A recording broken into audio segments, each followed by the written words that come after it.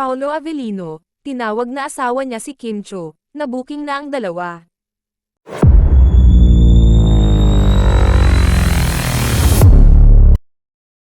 Usap-usapan ngayon sa ilang mga social media platforms at ilang mga entertainment news sites ang tila pagkadulas umano ni Paolo Avellino sa kamakailang interview nito para sa vlog ni Luis Manzano.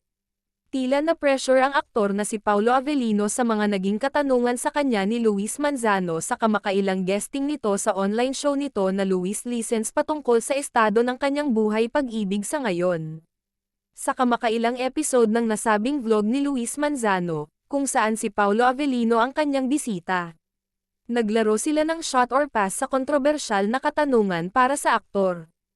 Unang naitanong kay Paolo Avellino ay kung single pa ba ito sa ngayon. Hindi naman ito nasagot kaagad ni Paolo Avellino hanggang sa napili na lamang niya na mag-show.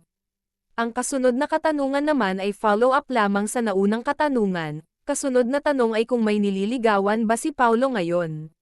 Muli, ay hindi nakasagot si Paolo Avellino kaya naman napashot na lamang siya sa ikalawang pagkakataon. Kabilang din sa mga naitanong ni Luis Manzano kay Paolo Avellino ay kung totohanan na ba ang relasyon nila ni Kim Cho. Muli ay napashot na lamang si Luis Manzano sa mga katanungan ni Luis. Bukod sa mga katanungang ito, naitanong rin ni Luis kung dinadalaw nga ba ni Paolo si Kim sa It's Showtime at kung kasama ba niya itong mag-workout. Natapos na lamang ang interview ni Luis Manzano kay Paolo Avellino nang walang nahiritang impormasyon patungkol sa totoong estado ng buhay pag-ibig ng aktor. Hindi naman na ito katakataka pa dahil noon pa man ay pinanatili na ni Paolo Avellino ang pagiging private.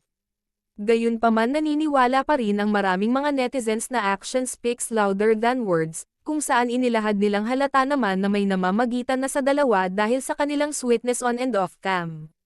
May mga netizens naman ang nakapansin na tila may tawagan na ang dalawa at asawa ko, ito.